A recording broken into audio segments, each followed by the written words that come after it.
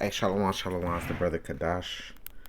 I want to start off by giving our praises to Yahweh Bahashem, Yahweh Shai Bahashem, Rakwah Kodash. This is going to be female agents. This came to me in the spirit, very key on female agents. A lot of brothers be so caught up and worry about women. I mean, well, not women, but man. Man, there's agents, there's traders and stuff like that. But you don't even understand that a lot of time the agents could come in the form of females, and sometimes it could be Esau sending a female towards you to infiltrate you. It could be niggas that's mad at you that don't like you sending females to infiltrate you, or it could just be the Lord. The Lord could be, because everything is by the way of the Lord anyway. So what you see on your screen is just a depiction of Adam and Eve, black Adam and Eve, which is like more closer to the truth, But Eve was an agent, she was an agent really, against Adam, and the whole story of how that worked out. I'm not getting into that, but the point is female agents. You have to watch out and beware for female agents, especially during this time. During this times that's about to come in, you're gonna have Isaiah 4:1 coming, where a lot of women are going to be humble and they're going to be looking for a man, and let alone man of the Lord, in order to become a wife. Here, let me see if I can find it real quick just to read it, so I'm not too roughly paraphrasing.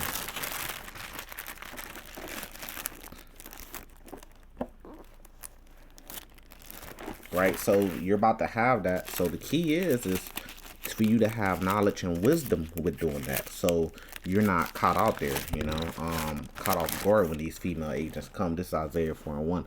It says, in that day 7 women shall take hold of one man, saying, we will eat our own bread and wear our own apparel. Only let us be called by thy name to take away our reproach.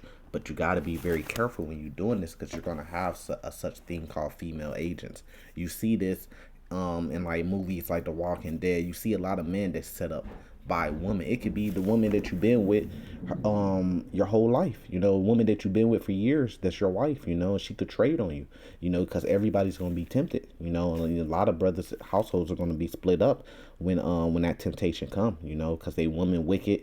They ain't put their foot down to try to get their woman in order. They, like a lot of niggas, they be simping for their women because they don't want to argue with them. They don't want to have problems with them.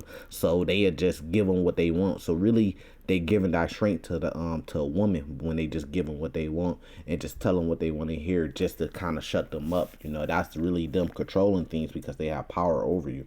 Women is slick in that type of way. They get to crying. They get to threaten you that they gonna leave. And a lot of men ain't strong enough to say, hey, well, fuck it, then it is what it is. I'm gonna pick up all the pieces and regroup.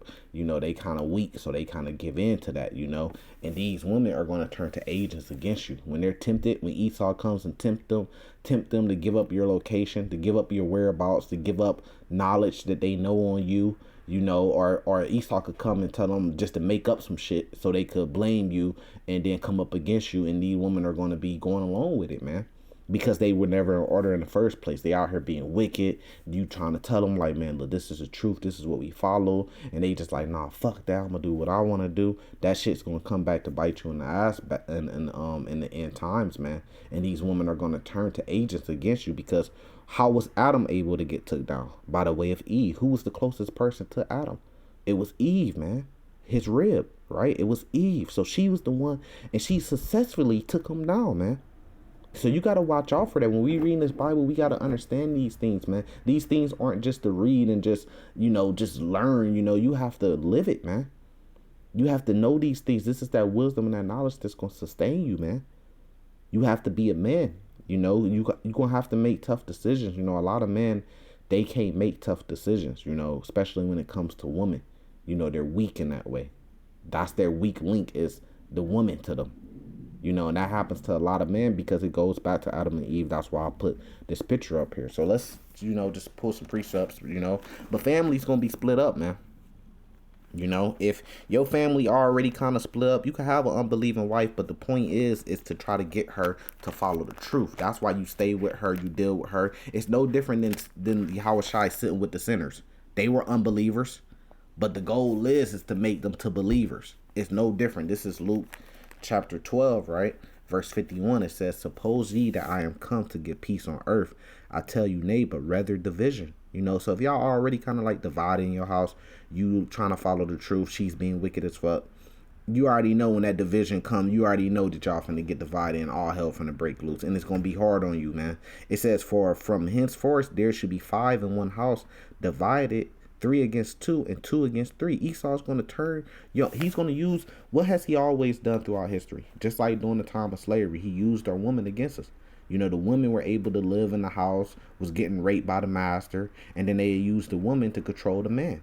They break the strongest man and use the woman to control the man. You see that same tactic today. You know, they put the woman on Section 8, but the man can't live in the house. You know, they give her food stamps, they give her benefits and stuff, but she got to go put her man on child support. So it's the same tactic today. So when all hell break loose and martial law come in, Esau's still going to be using those same old tactics he's been using, man, to divide and conquer. He going to be setting up brothers and using their wives to do it, man. It says, and a lot of these wives, you're going to have some wives that's going to stand strong, and then you're going to have some wives that's just going to give up and trade on you, man. Especially when you ain't doing what they want you to do. You ain't acting the way that they want you to act, because they want to go out there, party, get high, kick it and shit like that. You want some shit like, nah, this the end. We got to lay low.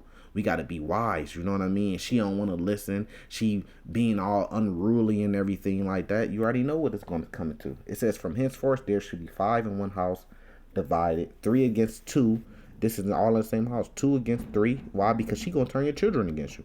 The father should be divided against the son, and the son against the father, the mother against the daughter, and the daughter against the mother, and the mother-in-law against the daughter-in-law, and the daughter-in-law against the mother-in-law. We understand that. You know, we see that, like, man, family members is gonna turn on us, but not even noticing that the person laying right next to you every night could be the person that could do the most damage to you. You know, you're going to have female agents. You're going to have niggas sending agents, man. You're going to have Esau sending agents, man. Esau's not just going to be turning, you know, that's what they call it, turning, flipping, you know, niggas that's in the truth, or niggas that's like at your camp or with you. He going to be trying to flip them too on you. But he going to be going after your woman, your children, your mother and shit, trying to flip them on you. This is real life shit, man. This is Proverbs 6, right? Verse 23 says, for the commandment is a lamp and a law is light. So this all supposed to be light, man. You got to look into the light, right? It says, and reproof of instructions are the way of life. You know, you get reproved, you know, in the instructions, right? And these are the instructions, right? It says to keep thee from the evil woman, from the flattery of the tongue of a strange woman. You know, these strange women is women that of the other nations, women that are strange to the law, man. They not following the Lord. If a woman ain't following the Lord, man, she ain't following the law. Even if she is an Israelite woman, she's a strange woman, man. You know, so she's not a holy woman. You see, she's not a Proverbs, 31? She's not a virtuous woman. You know, so these women, man, they wicked. You got a lot of especially with the Judite woman today, they wicked, man. So you got to keep away from that flattery tongue, you know, to get their way, to control you, to do things like you may think you in control, but really she's in control because she's getting her way. She cry about shit, you feel like you in control. She make it seem like you made a decision, but really she got her way. You know, she used that flattery tongue, you know. Babe, I love you. Please do this. Please do that. Please hear me out. I thought we was this. I thought we was that. You fake. You start to doubt yourself and the decision you made. And then if you do put your foot down, she gets to crying and whining. She gets unruly. She start bringing up bullshit, making your life a living hell. That's a wicked woman. And then a lot of niggas just came into, okay, so what you want? Okay, well, fuck it. Yeah, you know, I came up with a solution. We could do it this way. Because the nigga don't want to lose her. Because niggas be simp. Because niggas be scared to put their foot down. Niggas be, a woman get to crying, threaten you. And, I'm going to take the kids. Fuck it. I'm going to go stay here, stay up. You know, they always run back to their mom's house and shit like that. And a lot of niggas came, man. Too weak. And that's cool right now. But it could cost you in the end. So it says to keep away from the evil woman. What's the evil woman? So you got a difference, right? You got women that's, we all sin, ain't none of us perfect, right? But you got women that's trying to follow the Lord, you know. Maybe they come up short. We all come up short, actually, every single one of us, right? And maybe they go off here and there and certain things. Every single one of us that's in the truth, we go off here and there. But what's the difference between us, the Israelite man that's doing the work of the Lord, and the regular nigga on the street? The difference is we're trying to our best of our abilities. Whatever the Lord gave us to the best of our abilities to follow the Lord. So you got women that's trying to follow the Lord to the best of their abilities, even though they come up short in certain type of ways. But you got to ask yourself, is your woman, is she trying to keep the high holy days? Is she trying to keep the dietary law? Is she trying to give up all the sinful ways, and like I said, keeping the dietary law, all the laws, is she trying her best? Is she believing on the Lord? Is she calling on that name? You see what I'm saying? Do she even have a garment with fringes on it? Shit like that. You know what I mean? You got to ask yourself. So then you got the evil woman that's just, they just want to live in the world. They want to be city girls. You know what I mean? They want to go get high. They want to get super drunk. They want to be out there just wicked. They don't care about the laws. They eat what they want. They don't care about the dietary law. They not trying to keep no Sabbath day. They don't believe on the names. You see what I'm saying? Those are the evil women. So there's a difference, right? From evil and from not being perfect, but you're trying your best to rehearse the righteous acts, right? Verse 25, it says, lust not after her beauty in thy heart. A lot of men fall. Man, she pretty though, man. I don't want her to leave me. That's lusting after her beauty. It says, neither let her take thy with her eyelids, right? It says, for by means of a harsh woman, a man is brought to a piece of bread. And that's what happened to niggas. They be simps and they end up losing everything at the end. I've seen it plenty of times. Brothers be with a girl and niggas, brothers be trying to tell niggas, warn them, but you got to stay out of people's business. People, family members be trying to warn them about the girl. They don't want to hear it because they so in love and they blinded. And then at the end of the deal, they left with nothing and the worse in a bigger hole than what they was, and they could have been doing good for themselves, and then they get left in a fucking big ass burial hole and gotta fucking dig out of it, right? It says the adulteress will hunt for the precious life. A lot of niggas wives be threatening them with adultery acts. Well, if you do this, I'm gonna go do this. I'm gonna fuck with this nigga.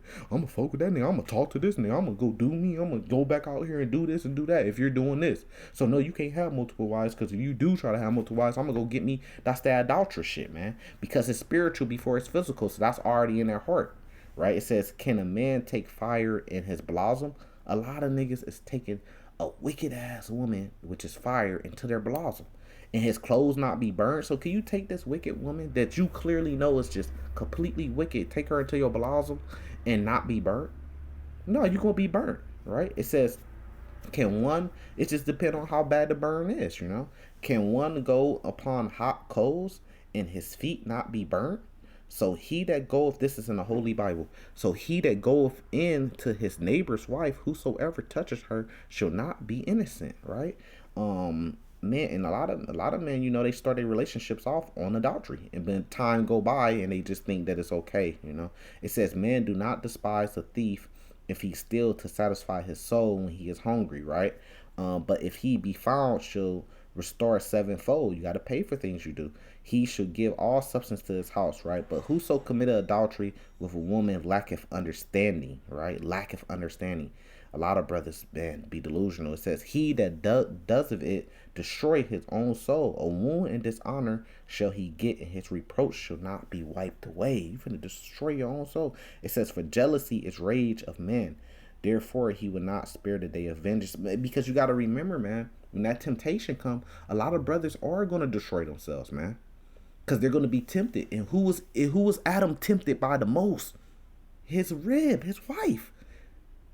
The woman, the agent, female agent, man. Eve. That's who tempted him the most, man. To go off and sin. And through that, we got death. So what you think is going to happen during the end times, man? It's going to be the same thing when all hell break loose. When Jacob's trouble break loose, it's going to be the same thing. You're going to see niggas falling out because of their ribs, man. Because of their woman. Going to be tempted them. You should be telling your woman what to do, man. Your woman shouldn't be telling you what to do, man. That's not her job. You get your knowledge and your wisdom and your understanding. If you need something explained to you or something broken down to you, you get that from the Lord. She's supposed to get hers from you. Right? And then you got the brotherhood, because the Lord works through the brotherhood. The spirit could be on a brother. You could go ask a brother for wisdom and knowledge. He may give you wisdom and knowledge according to the Bible. But if you got to go to your rib and say, how do you feel about this? How do you feel about that? I want to know how you feel about this. Man, you. And if she, especially if she ain't even in the truth, if she ain't really a woman of the Lord like that, but you taking advice from her, yeah, you going off. You finna have a very bad end. This is let's prove it even more though. This is Ecclesiasticus, Sirach, right, in Apocrypha 25, right? And I just wanna start at verse 19. Nah, shit. I want to start at verse 16. It says, I have rather dwell with a lion and a dragon than to keep house with a wicked woman, you know? But a lot of niggas is keeping house with a wicked woman, just trying their best not to upset her, so they ain't got to argue, or so there ain't no problems, or she won't leave them, right? It says, the wickedness of a woman changes her face. The darkness of her countenance is like sackcloth. You can see it on their face that they wicked. You can feel it on their spirit. So what a lot of brothers do is they don't really want to bring their girl around because they know she wicked. Because they know other brothers going to be able to see it on her. You know, you high and shit, man. You just got to be real, you know. These same women is going to be the woman that's going to give you up. The one that you doing so much work to try to hide and shit like that and deal with her. This going to be the same woman that's going to be your downfall, man. I just seen it so many times. It says her husband shall sit among his neighbors, and when he heareth it, he shall sigh bitterly. Because he going through shit, right? Niggas be complaining, my wife this, my wife that, do something about it. It says her husband, it says all wickedness is but little to the wickedness of a woman. Let the portion of a sinner fall upon her. So you ain't even, a lot of times you ain't even got to worry about Esau. You ain't even got to worry about the serpent in the garden. You got to worry about your rib that's right next to you, man. It says, as the climbing up, that's going to be the person that's going to take you down. It says, as the climbing up a sandy way is to the feet of the aged, so is a wife full of words to a quiet man. I'm just full of words, just talking like she know everything, don't know shit. Like, shut up, man. Just telling, and all the shit is based off her feelings. Not wisdom and knowledge, it's just based off her feelings. It says, stumble not at the beauty of a woman, and desire her not for pleasure. A woman, if she maintaineth her husband, is full of anger and prudence and much reproach, right? It says, a wicked woman abideth the courage, maketh a heavy countenance and a wounded heart. A woman that would not comfort her husband in distress maketh weak hands and feeble knees. Not even my peace. You can't do this, you can't do that, you can't even do your wifely duties. You're supposed to be my peace.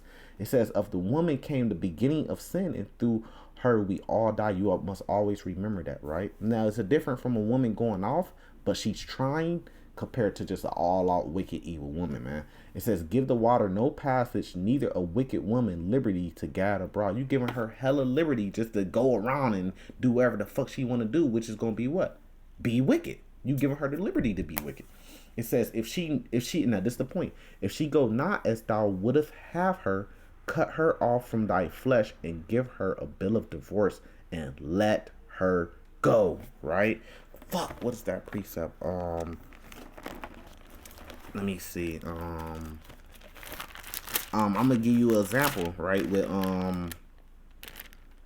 what's that? That's Judas in the Apocrypha, right?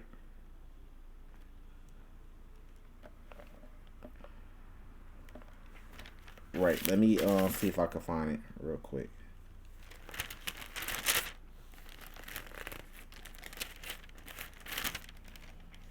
That goes along. I'm gonna give you an example. This, I think it's Judith chapter 13. But hold on, let me see.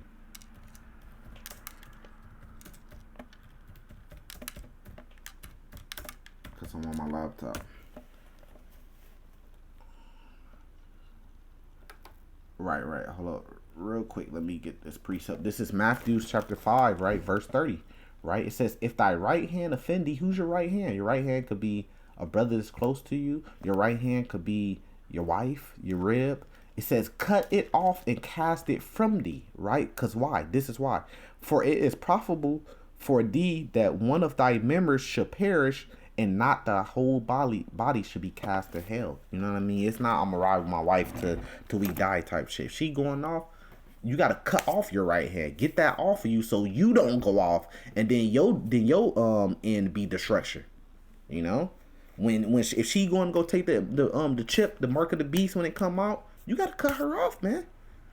Cause that's only gonna be a temptation for you to go take it.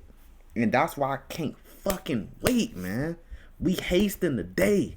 Because when that chip come out, everybody's gonna be tested. Who's gonna take it or not. And you're gonna see a lot of people, right? People that's closest to you that's claiming that they not gonna take it, that's gonna fucking fold and take it because they be weak minded, man.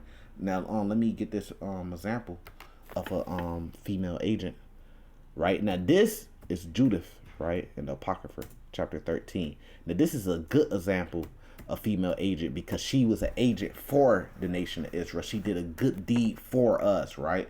But you have to read the book of Judith to get the whole understanding. They were surrounded and everything, and she pretty much saved us, right? But she gave all credit to the Lord at the end. You know, she ain't take the credit for herself and try to be like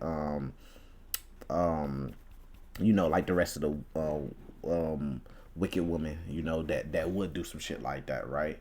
So this is actually a good example. The book of Judith is a good example of a holy woman, man, a great holy woman.